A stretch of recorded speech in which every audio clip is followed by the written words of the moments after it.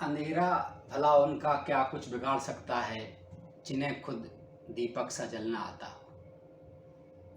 जी हाँ साथियों, आज हम राष्ट्रवाद और आदर्श मानव जाति के उदाहरण भारत माँ के महान सपूत सुभाष चंद्र बोस के बारे में पढ़ेंगे। मैं डॉक्टर संजीव बिथरिया अपने YouTube चैनल इनसाइड में आप सभी का हार्दिक स्वागत करता हूं। तो आज हम सुभाष चंद्र बोस और उनकी आज़ाद हिंद फौज के बारे में यहाँ पर पढ़ेंगे, जो स्कूली शिक्षा, हायर एजुकेशन और प्रतियोगी परीक्षाओं के विद्यार्थी सभी को दिमाग में रखकर एक यहाँ मैं अपने YouTube चैनल के माध्यम से आपके लिए वीडियो प्रस्तुत कर रहा हूँ, जिसमें मैं महत्वपूर्ण बातों को समाहित करूँगा, क्योंकि ये वो महान व्यक्तित्व है जिस पर घंटों भी बोला जाए तो भी कम है। इसलिए जो आप लोगों के लिए आपके सिलेबस के हिसाब से उचित रहेगा वो ही उस पर चर्चा की जाएगी। सबसे पहले उनके जो इसमें पढ़ेंगे दोस्तों, वो 3 भागों में इसको हम पढ़ेंगे। सबसे पहले उनका प्रारंभिक जीवन, शिक्षा और राष्ट्रवादी स्वतंत्रता आंदोलन में प्रवेश से लेकर और 1939 भारतीय राष्ट्रीय कांग्रेस तक, उसके बाद फॉरवर्ड ब्लॉक से लेकर और जापान में वायुयान दुर्घटना तक, ये 3 चरण हम इसमें रखेंगे। तो शुरुआत करते हैं सफ़र को। आशा करता हूँ कि सभी छात्र बैठेंगे और पेन कॉपी लेकर बैठें। वैसे तो कोशिश करूँगा कि एक निश्चित समय में इसको पूरा करें, फिर भी अगर थोड़ा वीडियो बड़ा होता हो तो आप इसको 2 बार में भी देख सकते हैं। लेकिन ये बात तय है कि इसमें सारी बातों को जो आपके लिए उपयोगी हैं, चाहे वो स्कूली शिक्षा के बच्चे हों, चाहे कॉलेज स्तर के हों, चाहे प्रतियोगिता परीक्षा वाले हों, सभी के लिए जो महत्वपूर्ण है वो इसमें एक समेटने का प्रयास किया गया है। तो चलते हैं, सफर शुरू करते हैं। दोस्तों, महान स्वतंत्रता सेनानी सुभाष चंद्र बोस का जन्म 23 जनवरी 1897 को कटक में हुआ था। ठीक है ना? तो यहां लिख देते हैं जन्म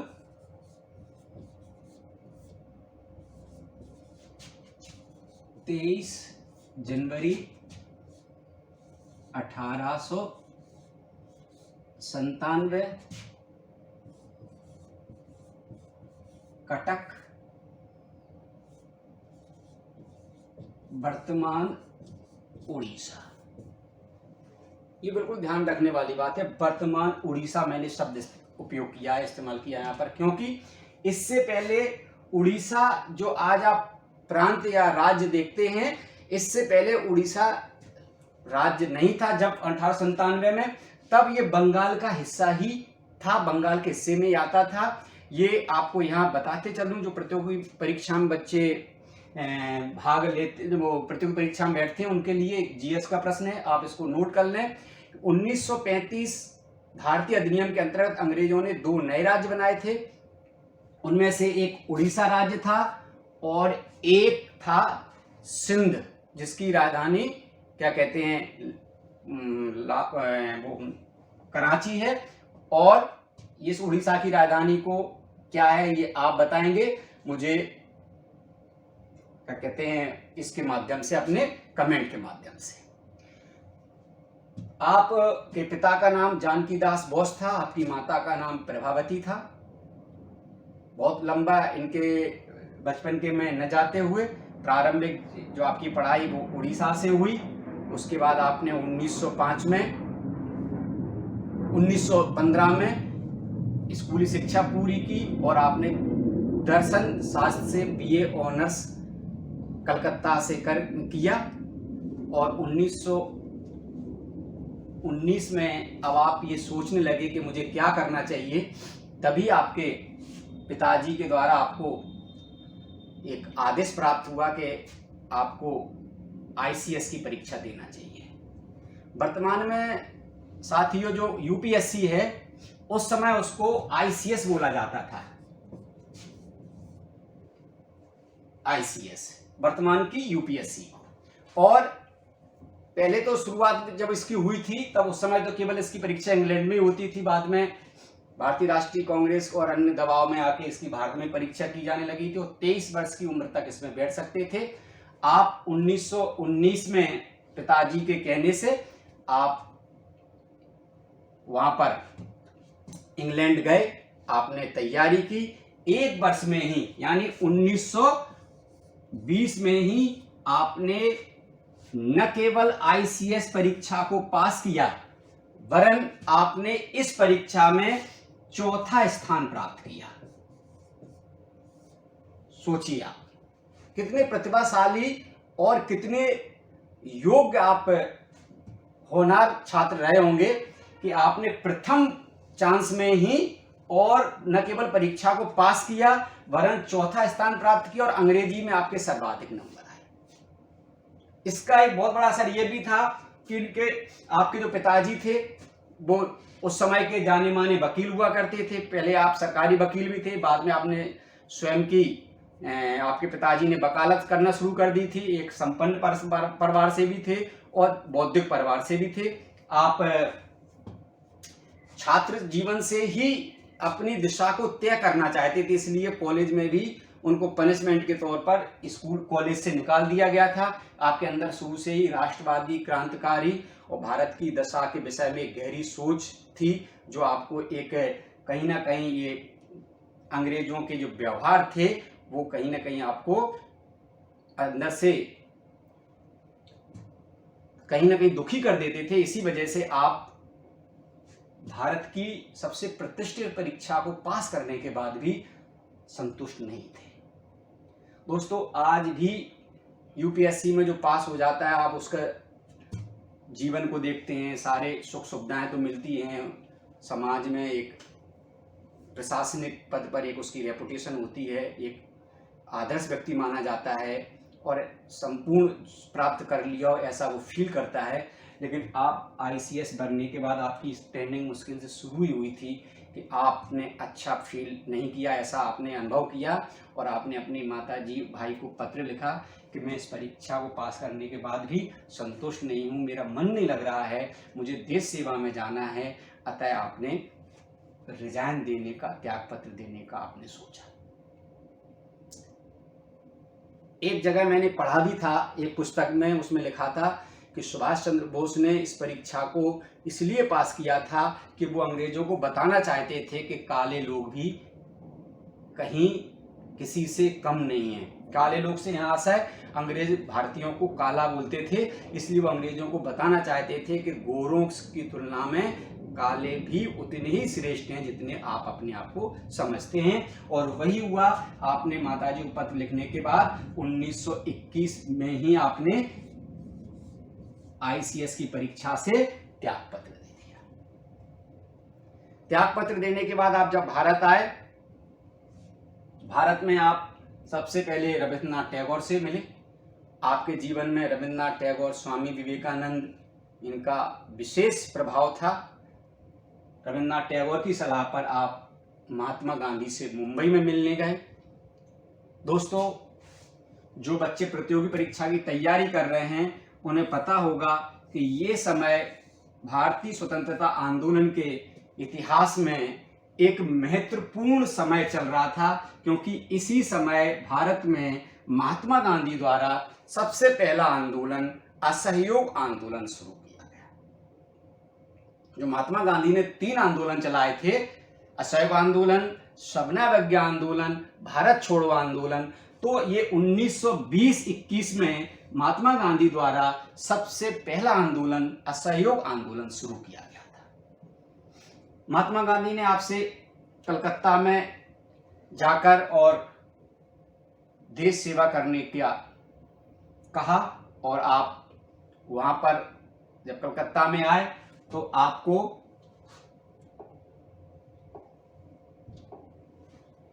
सीनियर कांग्रेसी, जो उस समय एक कांग्रेस के एक बड़े नाम थे,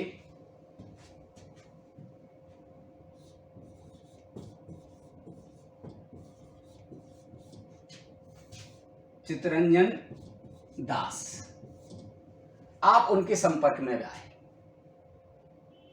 यहां सब एक इंपॉर्टेंट तथ्य आप लोगों को, छात्रों को याद कर लेना है, लिख लेना है कि CR दास ही सुभाष चंद्र बोस के राजनीतिक गुरु थे।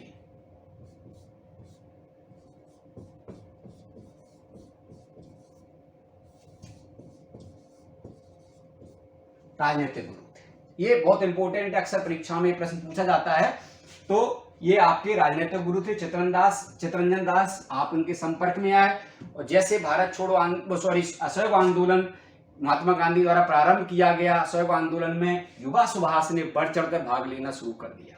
असहयोग आंदोलन का यहाँ अपना विषय नहीं है, लेकिन फिर भी आपको ये बता दूं, महात्मा गांधी द्वारा शुरू किया गया पहला उनका आंदोलन था, जिसमें अंग्रेजों से 1 वर्ष के भीतर सुशासन प्राप्त करने का लक्ष्य रखा गया था। और उसके लिए उन्होंने कुछ कार्यक्रम चलाए थे। 2 प्रकार के कार्यक्रम थे, एक नकारात्मक, एक सकारात्मक। नकारात्मक आंदोलन के अंतर्गत उपाधियों का त्याग करना था, स्कूल कॉलेजों को, विद्यार्थियों को त्याग करना था, वकीलों को न्यायालय में, अंग्रेजी न्यायालय में वकालत करना छोड़ना था, सरकारी नौकरियों का बहिष्कार करना था, और विदेशी वस्तुओं का बहिष्कार करना तो था ही। और सकारात्मक में देशी शिक्षण संस्थाओं को खोलना था, आपसी विवादों को निपटाने के लिए स्वदेशी पंचायतों का सहारा लेना था, और इसके साथ क्या कहते हैं, प्रसार और चरखा के माध्यम से स्वदेशी वस्तुओं का प्रोत्साहन करना था। इस कार्यक्रम में सुभाष चंद्र बोस ने बढ़ चढ़कर भाग लिया। और 1921 में आप पहली बार आंदोलन में भाग लेने के लिए अंग्रेजों के द्वारा पहली बार जेल गए। 1921 में पहली बारी आप जेल में गए।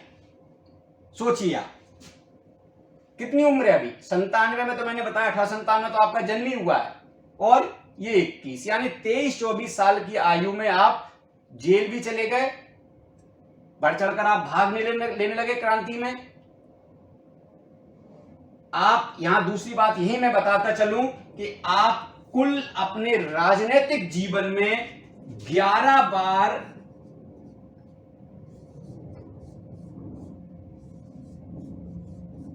जेल गए। सोचिए आप, कितने बड़े क्रांतिकारी विचारों के होंगे कि अंग्रेज उनके क्रांतिकारी विचारों को पचा नहीं पा रहे थे। और कुल 11 बार आप कितने से लेके 1921 से लेके 1940 के बीच में, 40 के बाद तो आप भारत छोड़ के चले गए, जो अपन आगे पढ़ेंगे। इस सफर में आप टोटल 11 बार जेल में गए, और पहली बार जैसा कि मैंने आपको बताया 1921 में ही चले गए आप जेल में। दोस्तों,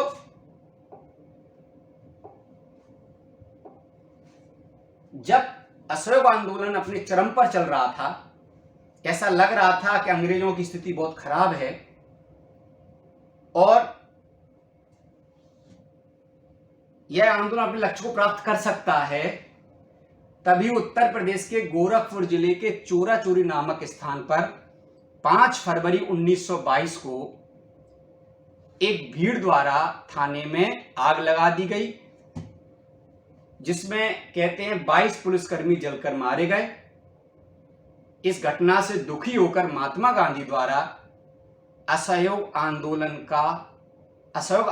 को असमय स्थगित कर दिया। इससे क्या हुआ? इससे जो आंदोलनकारी थे उन सभी के ऊपर वज्रपात हुआ। ऐसा लगा जैसे राष्ट्रीय विपदा आ गई हो। अपने अपने स्तर पर सभी लोगों ने इस गांधी जी के इस निर्णय का विरोध किया, लेकिन गांधी जी चूंकि अहिंसा के सिद्धांत पर थे, उन्होंने पहले ही कहा था यह अहिंसात्मक कार्यक्रम होगा, लेकिन इसमें हिंसा का प्रयोग हुआ। अतः गांधी जी ने किसी के दबाव का सामना न करते हुए इस आंदोलन को स्थगित कर दिया। युवा सुभाष ने गांधी जी के इस कदम की क्या कहना चाहिए, असहमति जताई या निंदा की, और उन्होंने कहा जब आंदोलन पूरे देश में अपने चरम पर था, उस समय असमय आंदोलन को स्थगित कर देना किसी राष्ट्रीय आपदा से कम नहीं है।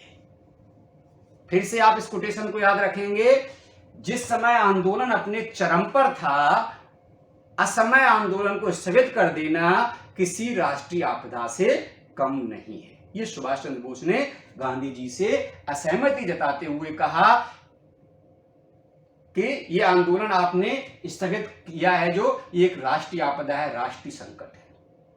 और भी जो वरिष्ठ कांग्रेसी नेता थे उन्होंने भी यही कहा कि कन्याकुमारी के किसी गांव की गलती को संपूर्ण भारत को कैसे आप दंडित कर सकते हैं। इस प्रकार की बहुत सारी बातें हुई। उसी में से दो प्रमुख कांग्रेसी, उस समय के दो प्रमुख कांग्रेसी नेता, नंबर 1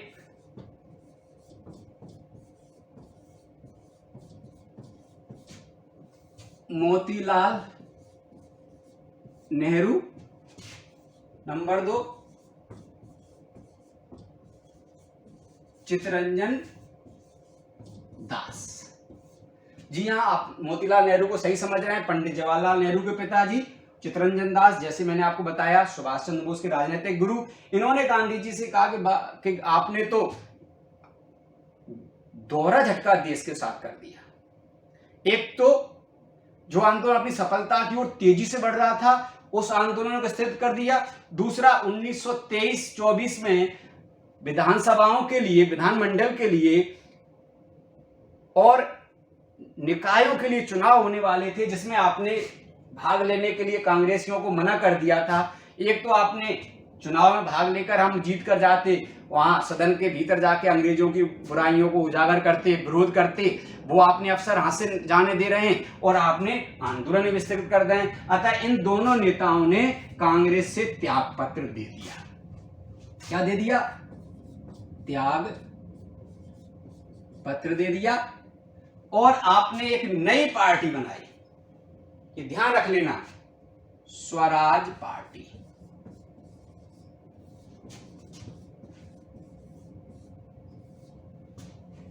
इस स्वराज पार्टी ने बंगाल में चुनाव लड़ा, बहुमत प्राप्त हुआ। चित्तरंजन दास जी क्या बने?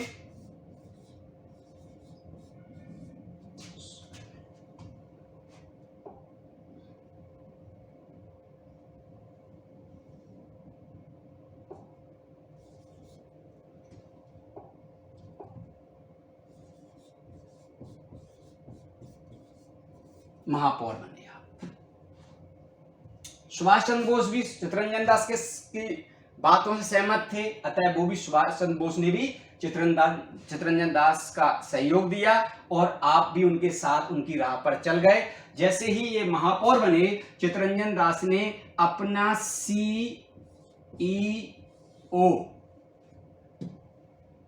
चीफ एग्जीक्यूटिव ऑफिसर, मुख्य कार्यकारी अधिकारी, किसे बनाया? सुभाष को। पूरा नाम लिखने में थोड़ा सा दिक्कत आएगी, तो आप इसको समझ लें। सुभाष चंद्र बोस, कभी मैं बाबू सुभाष के नाम से संबोधन करूं तो आप समझ लो। सुभाष चंद्र बोस को आपने CEO बनाया। यहां से उनकी प्रतिभा लोगों के सामने आई। अभी तो लोग एक देख रहे थे कि युवा कांग्रेसी नेता आया है, बहुत विद्वान है, लेकिन अभी तक केवल सुना था, उनकी शैली को देखा था, लेकिन अब काम करने के तरीके से भी लोग परिचय हुए और आपने बहुत तेजी के साथ अपने काम करने की भी छाप छोड़ी। आपने काम करने का तरीका ही बदल दिया। क्या किया आपने? सबसे पहले कलकत्ता की जो सड़कें थी, जिनके नाम अंग्रेजों पर था, अंग्रेजी नाम थे, उनको आपने तेजी से बदलकर भारतीय नाम लिखना शुरू कर दिया, नंबर 1। नंबर 2, स्वतंत्रता आंदोलन में जो व्यक्ति शहीद हो रहे थे, उनके परिवारों को नौकरी भी देना आपने प्रारंभ कर दिया। अच्छा काम चल रहा था, अंग्रेजों की बुराइयों को उजागर कर जनता के सामने लाया जा रहा था। आर्थिक जो असंतोष थे उनको और जनता के सामने रख के भारतीय दुर्दशा, आर्थिक दुर्दशा को रखा जा रहा था। लेकिन दोस्तों, तभी 1925 में चित्तरंजन दास की असमय मृत्यु हो जाती है और जो ये मिशन चल रहा था, उस मिशन को धक्का लगा। इसके साथ ही धीरे धीरे यह पार्टी कुछ कारणों से, जिनमें एक बड़ा कारण ये भी था कि इनके अंदर पद की लालसा अधिक बढ़ गई थी, धीरे धीरे इस पार्टी का पतन हो गया। तभी 1927 में, ये भी आपको इंपॉर्टेंट है,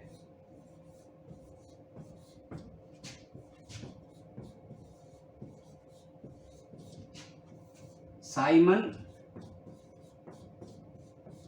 आयोग या साइमन कमीशन जिसको कहते हैं, ये 1927 में भारत में आया और ये भारत की राजनीतिक दशा का अध्ययन करने के लिए इंग्लैंड सरकार द्वारा भेजा गया था, जो प्रति 10 वर्ष के बाद अध्ययन करती है। लेकिन इसको कुछ समय से पहले भेज दिया। वो अंग्रेजों की उस बात पर नहीं जाएंगे, इंग्लैंड सरकार की वो आंतरिक कुछ मजबूरियां थी, नई सरकार को वो अवसर नहीं देना चाहते थे। लेकिन इस साइमन कमीशन का पूरे भारत में विरोध हुआ। पूरे भारत में क्यों विरोध हुआ? इसका ये जो 7 सदस्यीय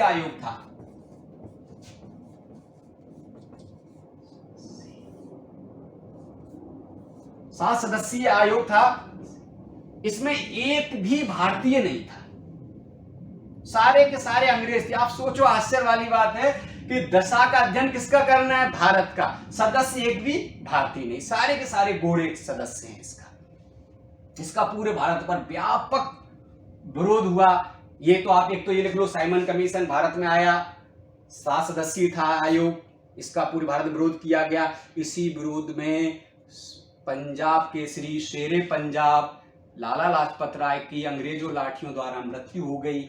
इसके बाद ही भगत सिंह और अन्य क्रांतिकारियों का बहुत क्या कहते हैं क्रोध और तेज बढ़ गया। और वो घटना बाद में आप पढ़ेंगे, जो लाहौर विधानसभा में जो बम फेंका गया था, वो इसी बदले के लिए कि उनके द्वारा लिया गया कदम था। सुभाष चंद्र बोस द्वारा भी बहुत बढ़ चढ़कर इस आयोग का कलकत्ता में विरोध किया गया। जब ये विरोध हुआ तो अंग्रेजों ने कहा कि भारतीयों को तो केवल विरोध करना आता है, आप अगर विरोध कर रहे हैं तो आप हमारे सामने एक संविधान रखिए, आप अपनी मांगे रखिए कि आप क्या कहना चाहते हैं। अतः एक नेहरू की अध्यक्षता में एक आयोग बनाया गया, जिस 1928 में, जिसके सदस्य उस आयोग में जो 8 सदस्यीय आयोग था, उसके सदस्य सुभाष चंद्र बोस को भी बनाया गया। और आपने उसमें नेहरू रिपोर्ट है ना,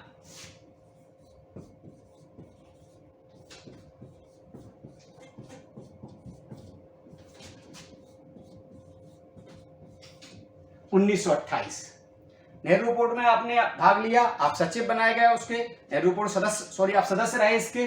और सदस्य के साथ साथ आपने अपनी योग्यता को यहां भी लोगों के सामने बखूबी रखा।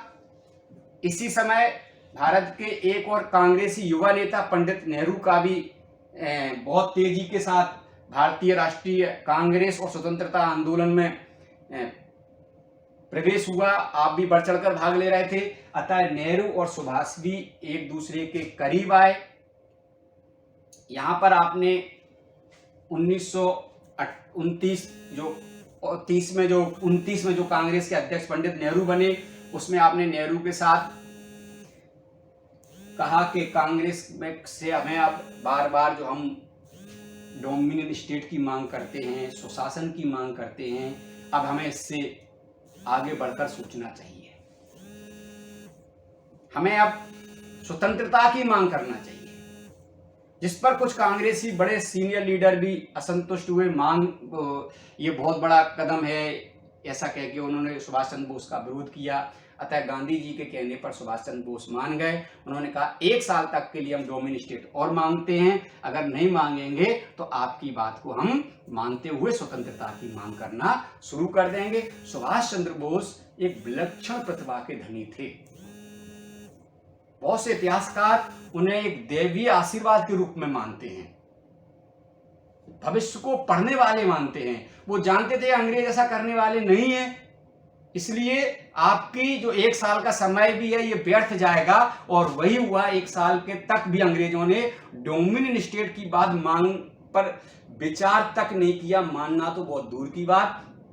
अतः पहली बार 26 जनवरी 1930 को, आपको सबको मालूम है कि लाहौर में रावी नदी के तट पर कांग्रेस ने पहली बार पूर्ण स्वतंत्रता की मांग की। सोचिए आप, कांग्रेस का गठन 1885 में हो गया था। 1885 से लेकर सोचिए आप, और 1930, इतने समय तक हमने स्वतंत्रता की मांग नहीं की। केवल हम डोमिनियन स्टेट, सुशासन, यानी कुछ हमें रियायत मिल जाए शासन वो में, या छूट मिल जाए, कुछ अधिकार मिल जाए। डोमिनियन स्टेट को अगर हिंदी में कहेंगे तो अधिराज कहेंगे, सोचिए आप। लेकिन सुभाष चंद्र बोस के बार बार प्रेरित करने के बाद कांग्रेस ने पहली बार पूर्ण स्वतंत्रता की मांग की, और 26 जनवरी 1930 को पंडित नेहरू की अध्यक्षता में लाहौर में तिरंगा झंडा फहराया गया, और वहां पर पूर्ण स्वतंत्रता की पहली बार मांग की गई। आपने अब साथियों यहां से समझना शुरू कर दिया होगा कि सुभाष चंद्र बोस का और कांग्रेसी नेताओं की सोच का एक आपको अंतर दिख रहा होगा, फर्क दिख रहा होगा सोच में। यानी सुभाष चंद्र बोस के विचारों से जो मुख्य कांग्रेसी थे वो सहमत नहीं थे, और सुभाष चंद्र बोस भी सहमत कम थे इनकी बातों से। क्योंकि सुभाष चंद्र बोस का, ये लोग जो कांग्रेस का जन्म ही हुआ, जो मैं पीछे थोड़ा सा आपको नहीं बता पाया, जब सुभाष चंद्र बोस का जन्म हुआ था 1897 में, तब कांग्रेस एक द्वंद्व में थी, एक संक्रमण के काल में थी।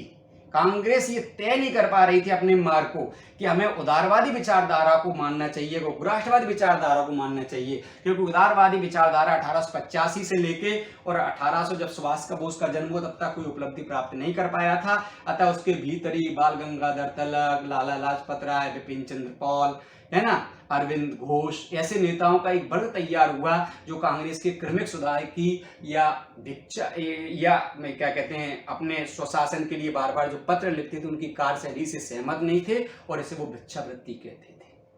वही स्थिति अभी तक 1885 से 1930 में वो सुभाष का ही प्रभाव था इस पर बहुत बड़ा, परोक्ष रूप से, कि हमने पहली बार पूर्ण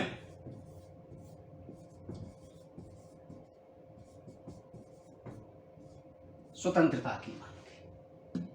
यहां से गांधी जी और सुभाष के बीच कार्य करने में भी आपको उनकी दोनों की कार्यशैली में आप अंतर देख रहे होंगे। क्योंकि अभी कांग्रेस गांधीमय है, गांधी जी का पूर्ण प्रभाव है कांग्रेस के ऊपर। गांधी जी की जो पहली शर्त है अहिंसा, उनके सिद्धांत में, उनके संगठन में हिंसा के लिए कहीं भी जगह नहीं है। सुभाष चंद्र बोस का यह कहना था कि हमें इतना एक बड़ा बृहद सोच का एक संगठन बनाना चाहिए जिसमें सभी को अपनी बातों को रखने का अधिकार हो। अगर सुभाष की ये बातें होती मान्य, तो इतिहासकारों का ऐसा मानना है कि तो फिर भगत सिंह, क्या कहते हैं आपके चंद्रशेखर आजाद, राम प्रसाद बिस्मिल जैसे लोगों को अन्य पार्टियों को बनाने की आवश्यकता नहीं पड़ती। सुभाष चंद्र बोस का कहना यहां यह भी था कि हमें कांग्रेस में एक सेना भी बनाना चाहिए, क्योंकि एक अंग्रेजी में कहावत है टिट फॉर टैट, जैसे को तैसा, वैसा बर्ताव हमें करना चाहिए। इसीलिए, लेकिन सुभाष चंद्र बोस की यहां पर नहीं चली। दोस्तों, इसी समय गांधी जी ने अपना दूसरा आंदोलन शुरू किया, जो आप जानते होंगे,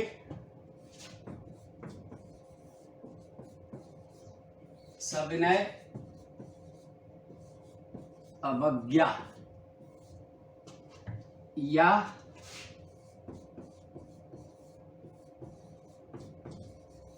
दांडी मार्च। ये दांडी मार्च भारत में ही नहीं बल्कि संपूर्ण विश्व में प्रसिद्ध हुआ।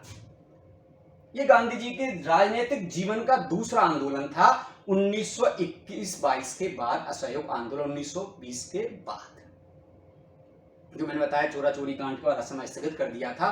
कुछ समय के लिए गांधी जी राजनीति से दूर भी हो गए। हालांकि 1924 के बेलगांव अधिवेशन में कांग्रेस के अध्यक्ष ही बने गांधी जी। फिर गांधी जी ने अपने आप को थोड़ा सा राजनीति से दूर कर लिया। फिर मैंने बताया था कि आपको किस तरह से एक नई पार्टी का भी गठन हुआ। यहाँ भी फिर से सुभाष चंद्र बोस सहित सभी लोगों ने बढ़ चढ़ कर भाग लिया, लेकिन ये भी आंदोलन अपना कुछ प्राप्त करता कि इससे पहले ही 1931 में गांधी और तत्कालीन वायसराय इरविन के बीच में एक समझौता हो गया। इसे गांधी इरविन समझौता कहा जाता है। इस समझौते में ही गांधी जी ने जो समझौता किया उसमें अहिंसात्मक आंदोलन में पकड़े गए कैदियों को छोड़ने की जो बात थी वो कही गई। इसमें भगत सिंह और उनके साथियों को छोड़ने की बात इसमें नहीं कही, जिस पर सुभाष चंद्र बोस ने आपत्ति दर्ज करवाई। गांधी जी और सुभाष के बीच में और अधिक राजनीतिक मतभेद बढ़ने लगे। दोस्तों ये ध्यान रख लेना, ये राजनीतिक मतभेद है, मनभेद नहीं है। नहीं आप इसको ये समझना कि गांधी जी और एक दूसरे के दुश्मन नहीं।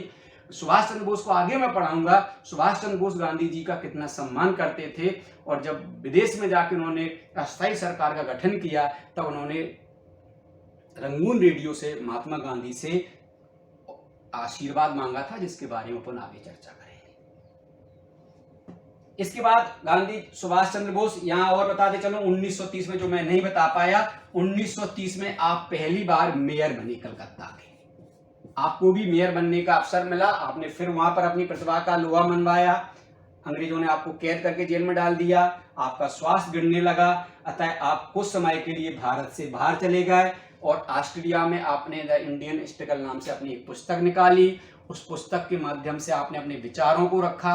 उसी समय उनको एक अंग्रेजी में अनुवाद करने के लिए टाइपिस्ट चाहिए थी, और 1937 में एक टाइपिस्ट जो उनकी सचिव थी एमली, आपसे उन्होंने शादी की, जिससे उनको एक बच्ची अनीता बोस, उनको एक बच्ची उनसे ही प्राप्त हुई। आप पुनः विदेश से भारत में आए और 1938 और 1939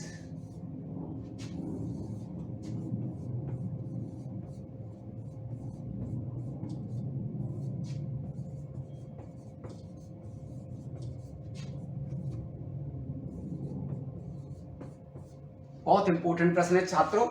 तो दोस्तों, भारतीय राष्ट्रीय कांग्रेस के अध्यक्ष बनने का भी सुभाष चंद्र बोस को अवसर प्राप्त हुआ, या भारतीय राष्ट्रीय कांग्रेस भी उनको अध्यक्ष बनाकर गौरवान्वित हुई, यूं भी कह सकते हैं अपन इस बात को।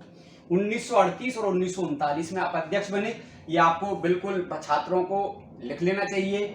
हर बार चाहे प्रतियोगी परीक्षा हो, चाहे आपकी स्कूल या कॉलेज विश्वविद्यालय परीक्षा हो, उसमें प्रश्न बार बार पूछे जाते हैं। हरिपुरा गुजरात में है। सबसे पहले आप अध्यक्ष बने। अध्यक्ष बने तो आपने अपनी शैली में ही कार्य करना शुरू किया। आप पंडित नेहरू और आप दोनों रूस की जो योजना आयोग जो भारत में बाद में स्वतंत्रता के बाद बना, आप पढ़ते हैं इसका, अब तो मोदी जी द्वारा योजना आयोग को खत्म कर दिया गया है और उसकी जगह नीति आयोग ने आकार ले लिया है। लेकिन इससे पहले योजना आयोग बना, वो रूस से बहुत प्रभावित हुए और इन्होंने योजना आयोग का गठन किया की बात कही। योजना आयोग स्वतंत्रता से पहले आपने पंडित नेहरू की अध्यक्षता में सुभाष ने बनाया। एक विज्ञान परिषद का भी आपने गठन किया, महान वैज्ञानिक विश्वेश्वरैया उसके अध्यक्ष बनाया आपने और भी बहुत सारे काम करना शुरू किए। इसके अलावा आपने यहाँ फिर एक सेना के गठन का प्रस्ताव रखा। ऐसी जब क्रांतिकारी बातें कर रहे थे तो कांग्रेस के अंदर बेचैनी बढ़ने लगी। जो उदारवादी नेता थे उनके अंदर एक बेचैनी बढ़ी कि सुभाष क्या करना चाहते हैं। सुभाष का कार्य करने का तरीका कांग्रेसी जो उदारवादी नेताओं के साथ साथ महात्मा गांधी को भी पसंद नहीं आया।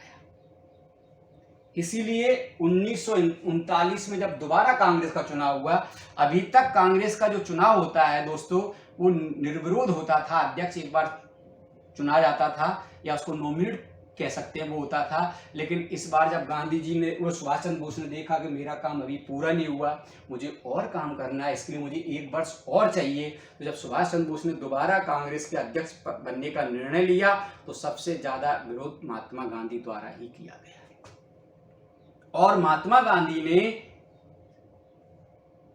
इसके लिए उनके अगेंस्ट यानी उनके विरुद्ध 1939 में जो त्रिपुरी मध्य प्रदेश जबलपुर, बहुत इंपॉर्टेंट प्रश्न है, आपको ये लिखना है, याद करना है कि कांग्रेस का 1939 का जो अधिवेशन वो मध्य प्रदेश के त्रिपुरी जबलपुर के अंतर्गत आता है, वहां पर हुआ। और इसमें सुभाष चंद्र बोस के खिलाफ पहले मौलाना अबुल कलाम आजाद को महात्मा गांधी जी लड़ाना चाहते थे, पर कलाम सुभाष की शख्सियत से के आगे अपने आप को लड़ना उचित नहीं समझा, या यूं कहें उनका सम्मान करते थे, इसलिए उन्होंने लड़ना उचित नहीं समझा और उन्होंने बापू से बड़ी विनम्रता से अनुरोध किया कि मेरा अभी अध्यक्ष बनने का समय नहीं आया है। अतः पट्टाभी सीतारमैया,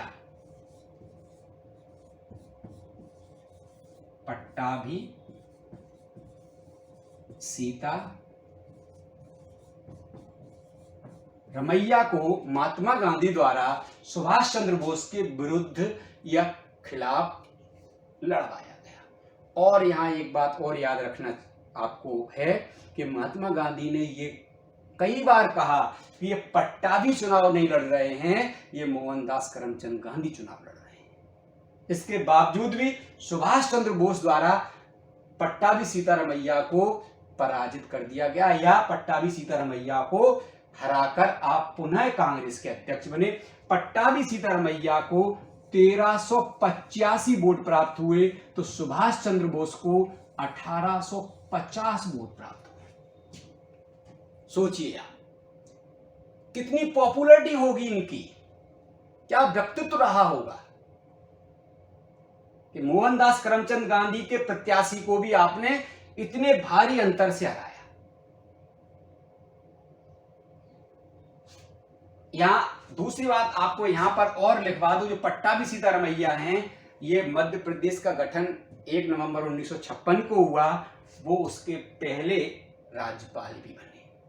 ये इतने इंपॉर्टेंट आपको क्वेश्चन यहां से प्राप्त हो रहे हैं। 1938 में आप हरिपुरा गुजरात में कांग्रेस के अध्यक्ष बने। दूसरा चुनाव 1939 में हुआ, आपने वहां पट्टाभी सीतारमैया को परास्त कर कांग्रेस का अध्यक्ष पद को पुनः प्राप्त किया। लेकिन यहां पर दो बातें हुई। पहला, कांग्रेस के अंदर अब उनको वो स्वतंत्रता नहीं मिल रही थी, वो आजादी प्राप्त नहीं हो रही थी कि जिससे वो अपने जो सिद्धांत थे, अपनी जो योजनाएं थी, या वो जो चाहते थे वो लागू कर सके। कार्य समिति में वो उनको इतनी छूट नहीं मिल पा रही थी, बेचैनी घुटन महसूस कर रहे थे। भले वो चुनाव जीत गए, लेकिन दूसरा उन्होंने ये भी अनुभव किया कि मोहनदास करमचंद गांधी, महात्मा गांधी के से हमारा सीधा टकराव हो रहा है, वैचारिक, फिर मैं बार बार दोहरा रहा हूं, मतभेद हो रहे हैं, मनभेद नहीं हो रहे हैं, वैचारिक टकराव हो रहा है, इसलिए वो अब कांग्रेस के अध्यक्ष नहीं बना रहना चाहते थे। तीसरी घटना एक दोस्तों यहां और एक बहुत महत्वपूर्ण हुई, जो आपको वो भी याद करना है कि इसी समय 1939 में द्वितीय विश्व युद्ध भी प्रारंभ हो गया। प्रथम विश्व युद्ध 1914 में प्रारंभ हुआ, द्वितीय विश्व युद्ध 1939 में प्रारंभ हो गया। सुभाष चंद्र बोस ने इस युद्ध को भारतीय स्वतंत्रता के लिए एक अवसर माना और उन्होंने कहा कि हमें इस युद्ध में अंग्रेजों के खिलाफ हो जाना चाहिए। एक तो अंग्रेज अंतरराष्ट्रीय स्तर पर वैसे ही लड़ रहा है, और अगर हम यहां उनके अगेंस्ट हो जाएंगे, उनके खिलाफ करेंगे, तो गर्म लोहे पर अगर हम प्रहार करेंगे तो हमारा प्रहार सार्थक हो जाएगा, यानी हमें स्वतंत्रता प्राप्त हो जाएगी। लेकिन गांधी जी और अन्य जो कांग्रेसी थे वो ये कह रहे थे कि अंग्रेज परेशान हैं, ऐसे समय में हम उनको अभी परेशान नहीं करना चाहते, अतः हमें ऐसा कोई बड़ा आंदोलन खड़ा नहीं करना चाहिए जिससे अंग्रेज परेशान हो। हालांकि वो बात अलग है कि गांधी जी ने एक भारत छोड़ो आंदोलन से पहले एक छोटा सा आंदोलन किया,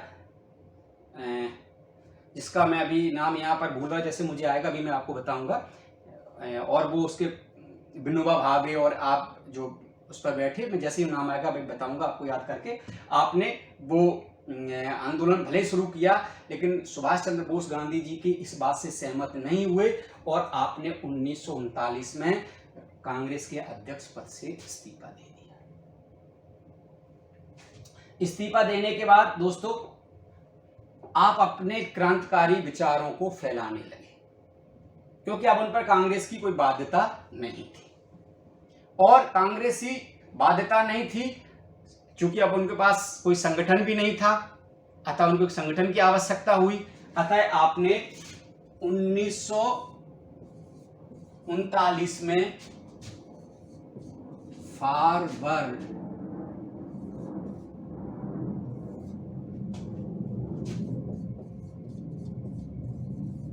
ब्लॉक की स्थापना की। आपने एक नई राजनीतिक पार्टी बनाई, इसका नाम उन्होंने क्या रखा, फॉरवर्ड ब्लॉक रखा 1939 में, और अपनी एक कार्य योजना बनाना आपने शुरू कर दी। लेकिन तभी अंग्रेजों ने उनकी क्रांतिकारी विचारों से डर का अंग्रेजों को लगने लगा कि ये हमारे भारत के साम्राज्य में चोट पहुंचा सकते हैं, हमको परेशानी खड़ा कर सकते हैं। अतः 1940 में पुनः कांग्रेस ने सुभाष को जेल में बंद कर दिया। सुभाष चंद्र बोस ने बड़ा अच्छा तरीका अपनाया, जेल में अन्न जल त्याग दिया, भोजन करना बंद कर दिया आपने। कुछ समय बाद जब भोजन बंद करना कर दिया तो स्वाभाविक बात है उनका स्वास्थ्य गिर जाएगा।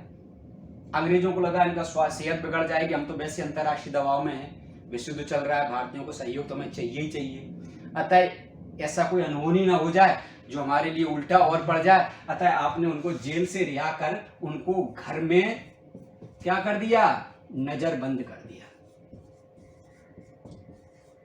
मतलब घर में एक तरीके से नजरबंदी, जेल ही होती, घर में बंद करके उनके पुलिस का पहरा लगा देते हैं, घर में आपने नजरबंद कर दिया। अब यहां से गांधी, अब नेहरू जी, सॉरी सुभाष की एक नई पारी की शुरुआत होती है, जो अब आपको यहां से पढ़ना है। घर में नजरबंद हो गए, अब आपको समझ में आ गया कि हमें अंग्रेज कैद में छोड़ने वाले तो है नहीं, इतना उचित अवसर है, अवसर मिलने वाला है नहीं, अतः आपने रणनीति बनाना शुरू कर दी। और रणनीति बनाने के साथ आपने क्या किया, आपने घर से फरार होने की योजना बना ली। अब मैं बार बार इस्तेमाल कर रहा हूं कि सुभाष चंद्र बोस विलक्षण प्रतिभा के धनी थे। देखिए आप, ये इतिहास में आपको दूसरा अवसर मिलेगा जो किसी सरकार की नजरबंद से या कैद से व्यक्ति बाहर निकल गया हो, यानी फरार हो गया हो, जिसकी आज की भाषा में एक उदाहरण मिलता है छत्रपति शिवाजी महाराज का, औरंगजेब कैसे आगरा से निकल आए थे, कि दूसरा सुभाष चंद्र बोस का उदाहरण आपको अभी मिलने वाला है। मैं आपको बताने वाला हूं कि आप किस तरह से, कैसा आपने योजना बनाई जिससे अंग्रेज उनको समझ नहीं पाए और वो अंग्रेजों की कैद से बाहर निकल गए। दोस्तों, आपने घर से बाहर निकलने की योजना बनाई, आपने अपने भतीजे शिशिर कुमार घोष की सहायता से घर से अंग्रेजों को चकमा देकर आप एक दिन सुबह अर्ली मॉर्निंग घर से फरार हो गए, और जो उन्होंने अपना भेष बदल दिया, भेष में वो एक पठान जियाउद्दीन के भेष से आप घर से बाहर निकल गए। आप एक बीमा एजेंट के रूप में बने, आपने एक साथी के साथ आप सबसे पहले पाकिस्तान से होते हुए आप अफगानिस्तान पहुंचे। आपने गूंगे का भेष बनाया, क्योंकि वो जानते थे कि अफगानिस्तान में अफगानी उनको बोली नहीं आएगी या भाषा के आधार पर पकड़ सकते हैं, अतः आप एक एक पठान के भेष में, वो भी गूंगे के भेष में आप सबसे पहले काबुल पहुंचे। काबुल में एक उनके फॉरवर्ड ब्लॉक के ही सदस्य थे मेहरोत्रा जी, उनके यहाँ रुके। वहां पर उनको उनके एक अन्य साथी भगत राम तलवार का सहयोग प्राप्त हुआ। कुछ देर वहां रुकने के बाद आपने एक फिर फर्जी पासपोर्ट बनवाया और वहां से अफगानिस्तान से कहां पहुंचे, यानी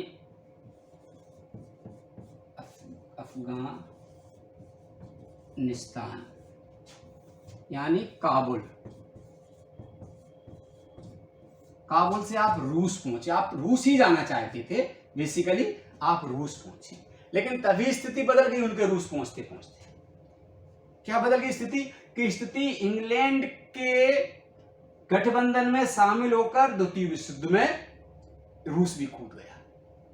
यानी जो द्वितीय विश्व युद्ध में जो खेमे बटे हुए थे, जो युद्ध हो रहा था, वो रूस इंग्लैंड के खेमे से शामिल हो गया। तो सुभाष ने जो सोचा था वो तो उल्टा हो गया। अब इंग्लैंड के खिलाफ कौन लड़ रहा था? जर्मनी लड़ रहा था। अतः आप रूस से कहां पहुंचे? जर्मनी पहुंचे। सोचिए आप कितना संघर्ष कर रहे हैं। आप नजरबंदी से आप अफगानिस्तान काबुल पहुंचे, काबुल से सहयोग अंतर्राष्ट्रीय प्राप्त करने के लिए आप रूस पहुंचे, और रूस से आप जर्मनी पहुंचे, क्योंकि उनको पता था कि भारत में अंग्रेज उनको कैद में डाल देंगे।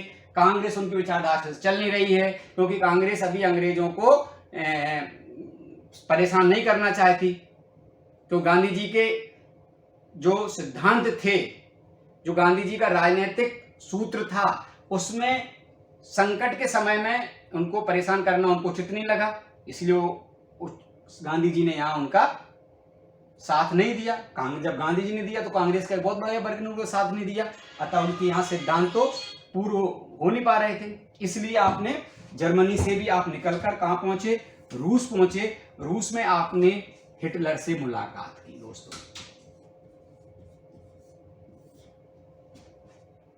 ये बहुत इंपॉर्टेंट चीज है आपके लिए। यहां पर आपने हिटलर से मुलाकात की, और हिटलर ने ही सबसे पहली बार आपको उपाधि नेताजी की दी। ये आपको लिख लेना है।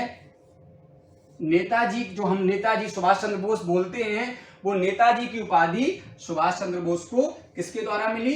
हिटलर के द्वारा मिली। क्योंकि ऐसा नहीं है कि हिटलर ने दी, हिटलर से पहले वहां जर्मनी, अभी मैं बताने वाला हूं कि क्या क्या उन्होंने जर्मनी में काम किए, वो बताता हूं। उसके आधार पर जब वहां के जो लोग थे, भारतीय लोग थे, और अंग्रेजों की कैद में कुछ भारतीय सैनिक भी थे, उन्होंने नेताजी कहना शुरू किया। हिटलर को फ्यूरर बोलते हैं, और फ्यूरर का मतलब ही होता है लीडर या नेता।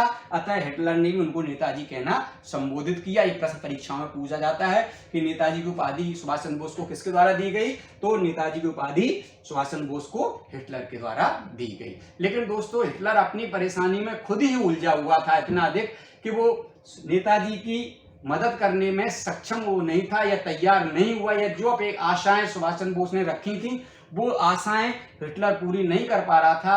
और कहते हैं कि हिटलर ने सुभाष चंद्र बोस को जापान जाने का मशवरा दिया, या जापान जाने की सलाह दी। लेकिन फिर भी उन्होंने जर्मनी में रहकर कुछ काम किए जो आपके लिए परीक्षा में आते हैं। वो मैं यहाँ लिख देता हूं, और आप उनको अच्छे से याद कर लेंगे, आप भी उनको लिख लेंगे।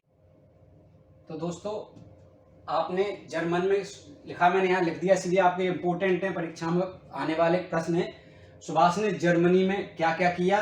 सबसे महत्वपूर्ण, आपने सबसे पहले आजाद संघ यानी फ्री इंडिया सेंटर की स्थापना की, जिसका उद्देश्य था विदेशों में रहकर, है ना, उद्देश्य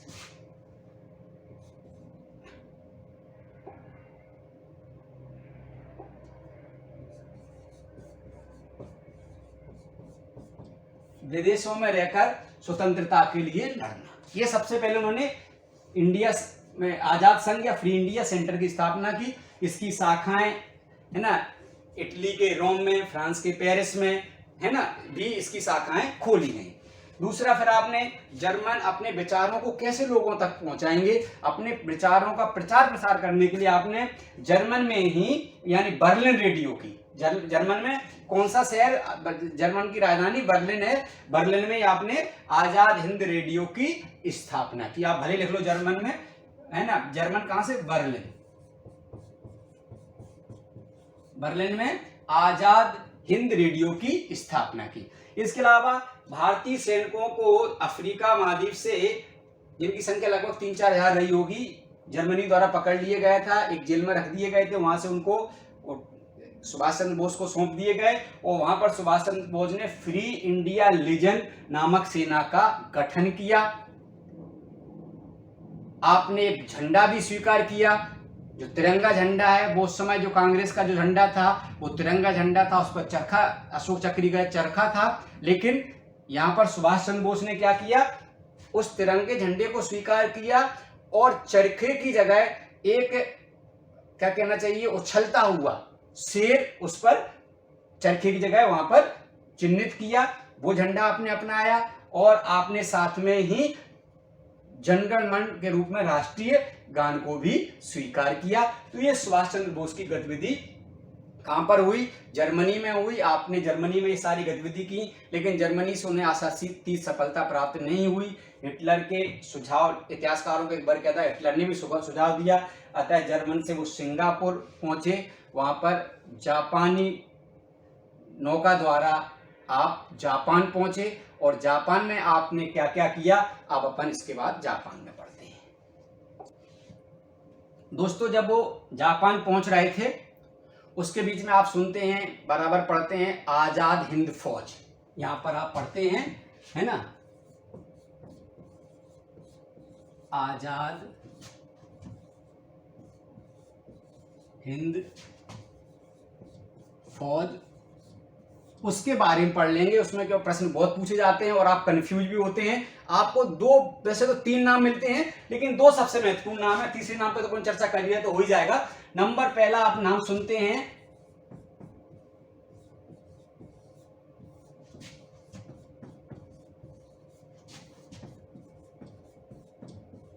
कैप्टन मोहन सिंह, नंबर 2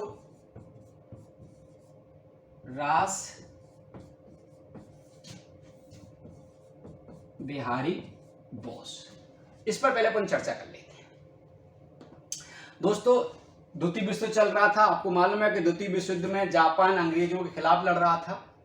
अंग्रेजों ने अफ्रीका या जो जापान के पड़ोसी सिंगापुर है ना, मलाया द्वीप समूह है जिनमें क्या कहते हैं आपके ये कंबोडिया, जावा, सुमात्रा, मलेशिया, ये जो अन्य द्वीप हैं, उन द्वीप पर भारतीय सैनिकों को लड़, तो अंग्रेजों के खिलाफ थे तो भारत के भी अगेंस्ट हो जाएगा भाई। तो भारतीय सैनिकों जो अंग्रेजों के खिलाफ लड़ रहे थे उनको अंग्रेजों को हराकर उसने भारतीय सैनिकों को जेल में डाल दिया, जिनकी संख्या लगभग 10-20 हजार रही होगी।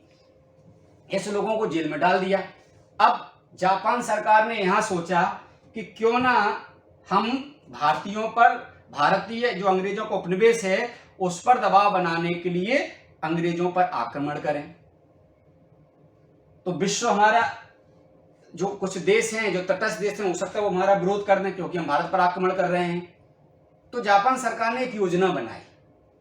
उस योजना के अंतर्गत उन्होंने कहा कि हम कुछ भारतीय सैनिकों को इकट्ठा करते हैं और भारतीय सैनिक आगे लड़ेंगे, हमारी सेना उनका सहयोग करेगी। अगर वो कोई पूछेगा हमसे कि तुम आक्रमण कर रहे हो तो हम कहेंगे नहीं, हमारे द्वारा आक्रमण नहीं हो रहा है, ये भारतीय सैनिकों द्वारा ही आजादी के लिए लड़ाई लड़ी जा रही है, हम उनका नैतिक समर्थन कर रहे हैं। ऐसी योजना पर जापान सरकार ने काम करना शुरू कर दिया और उस योजना में जो एक कैप्टन मोहन सिंह उनके जेल में बनते थे उनको निकाला गया और उनको एक सेना गठन करने के लिए प्रोत्साहन दिया गया। तो उन्होंने, कैप्टन मोहन सिंह ने सबसे पहली बार INA, इंडियन नेशनल आर्मी, आप बिल्कुल याद रखना है, इसका गठन कैप्टन मोहन सिंह द्वारा किया गया। प्रश्न परीक्षा में आएगा INA का गठन किसके द्वारा किया गया, कैप्टन मोहन सिंह के द्वारा। लेकिन कैप्टन मोहन सिंह और जापानी सरकार के बीच में मतभेद बढ़ गया। किस बात पे, कि वो तो छोटी सेना चाहते थे, कैप्टन मनमोहन सिंह ने अपने साथी ज्ञानी सिंह के साथ में इसके बड़ी सेना इकट्ठा करना शुरू कर दी।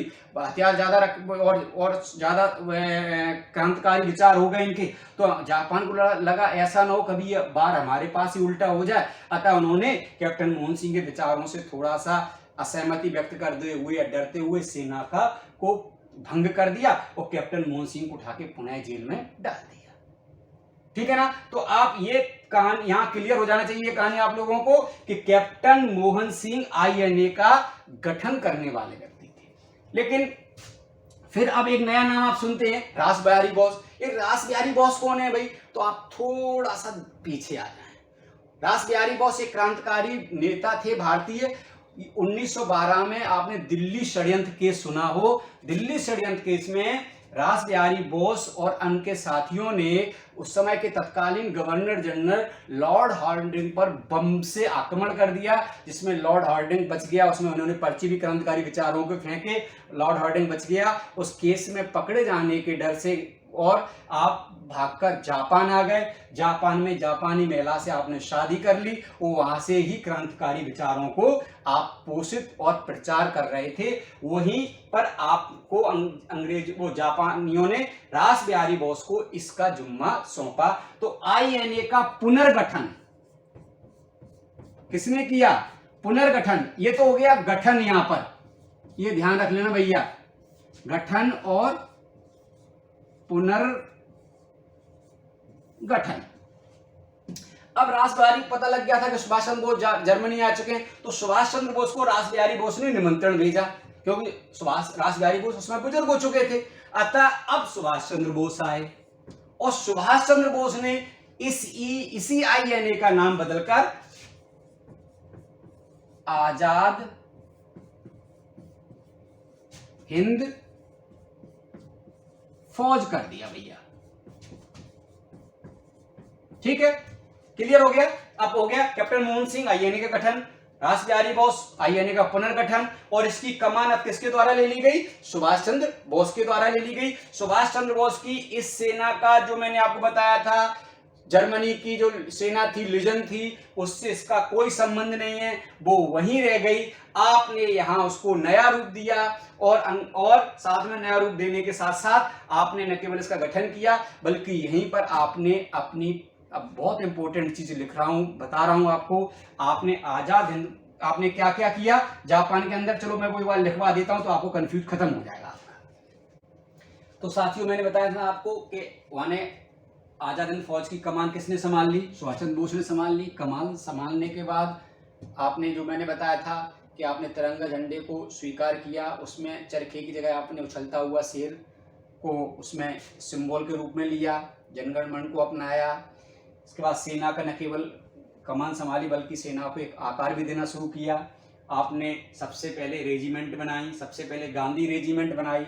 उसके जो प्रमुख थे वो एम जे कियानी को बनाया। नेहरू रेजिमेंट का जो प्रमुख था वो अजीज खां को बनाया।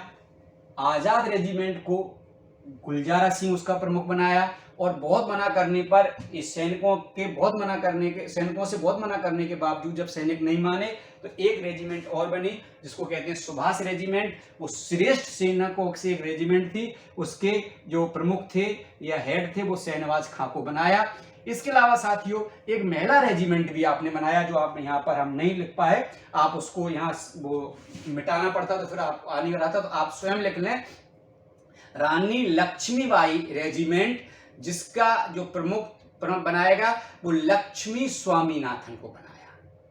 लक्ष्मी स्वामीनाथन को उसका प्रमुख बनाया। इसके अलावा आपने अस्थायी सरकार का गठन किया। सबसे महत्वपूर्ण, जो अब मैं इसको मिटा देता हूं, आप इसको बाद में जरूर ध्यान से उतार लें, ये परीक्षाओं में अक्सर प्रश्न पूछे जाते हैं। अब आपने क्या किया? आपने 21 अक्टूबर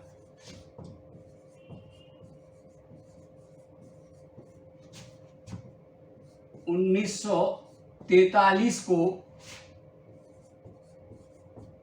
सिंगापुर में अस्थायी सरकार का गठन किया, जिसके प्रमुख राष्ट्राध्यक्ष, प्रधानमंत्री, विदेश मंत्री, सेना प्रमुख कौन बने?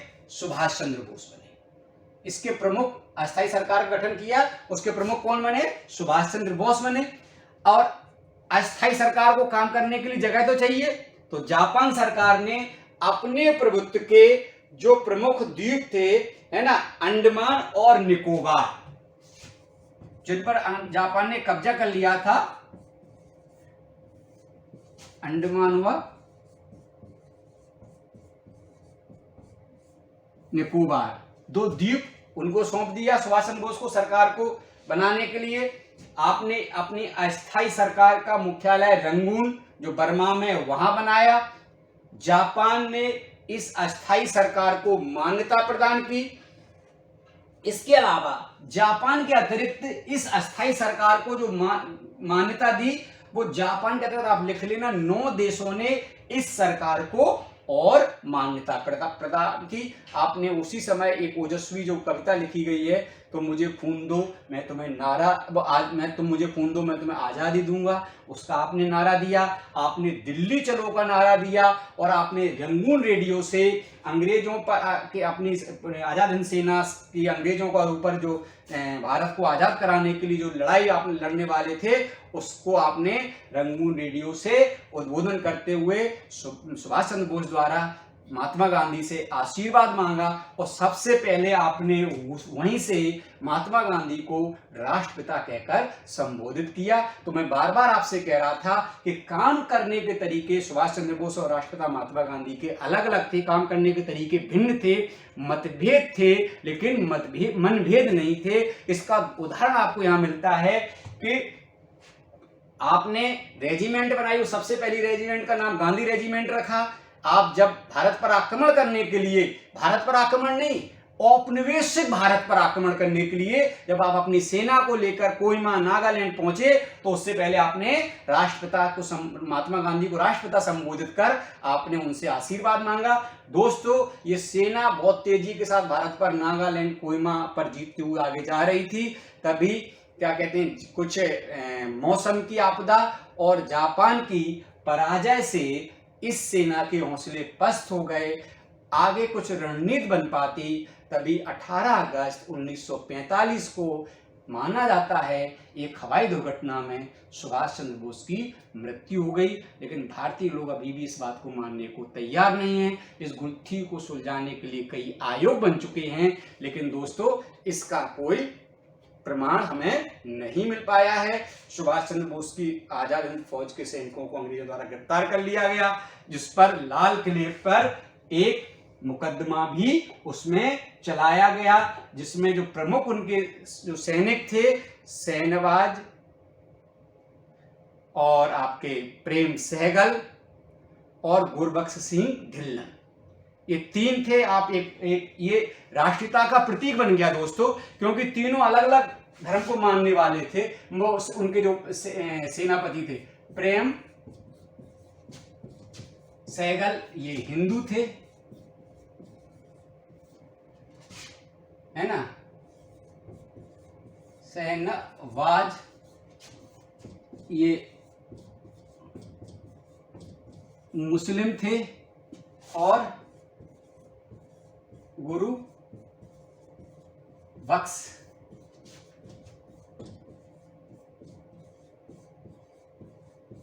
सिंह ढिल्लन ये सिख थे, मध्य प्रदेश के शिवपुरी जिले के रहने वाले थे। ये मेरा सौभाग्य है कि मैं गुरबख्श सिंह ढिल्लन साहब से 2006-05 में मैं मिला और मैंने उनको साक्षात, मुझे उनके दर्शन करने का सौभाग्य प्राप्त हुआ। इस पर एक अंग्रेजों द्वारा मुकदमा चलाया गया, लाल किले पर नारा बुलंद हुआ, लाल किले को तोड़ दो, प्रेम गुरबख्श सेनवाज को छोड़ दो, ऐसा एक नारा भी बहुत बुलंद हुआ। राष्ट्रीयता का एक बहुत बड़ा प्रतीक बन गया, अंग्रेजों पर बहुत दबाव बना। इस पर भारत के जाने माने वकील उस समय मोहम्मद अली, पंडित नेहरू और भी जो बहुत बड़े बड़े वकील थे, है ना, वो इस केस को लड़े। हालांकि इस केस में अंग्रेजी जजों द्वारा इनको फांसी की सजा सुनाई गई, लेकिन जनमत को देखते हुए अंग्रेजों को उस सजा को रद्द करना पड़ा, माफ करना पड़ा। और इस तरह से ये क्या कहते हैं, आजाद हिंद फौज की एक बहुत बड़ी जीत हुई। भले ही आपको लगता हो दोस्तों कि आजाद हिंद फौज ने प्रत्यक्ष रूप से कुछ प्राप्त नहीं कर पाया, लेकिन इस बात को हमें नहीं भूलना चाहिए कि ये सुभाष का व्यक्तित्व था कि उन्होंने उस कूटनीति के माध्यम से अंग्रेजों पर दबाव डाला। और 1946 में ये सुभाष का ही प्रभाव था कि कैबिनेट मिशन की योजना के अंतर्गत भारत को आजाद होने का रास्ता प्रशस्त हुआ, मार्ग प्रशस्त हुआ। ये सुभाष का ही पुरुषार्थ था कि भारतीय नौसेना ने सबसे पहले विद्रोह कर दिया। आजाद हिंद, आपने अपने क्या कहते हैं जहाज पर भारत छोड़ो, आजाद हिंद जैसे नारों को बुलंद किया। ये सुभाष चंद्र बोस का महान व्यक्तित्व था। तो आज हमने आपको सुभाष चंद्र बोस और आजाद हिंद फौज के बारे में बताया। नया वीडियो लेकर जल्दी आपके साथ उपस्थित होऊंगा। तब तक के लिए नमस्कार, धन्यवाद, जय हिंद।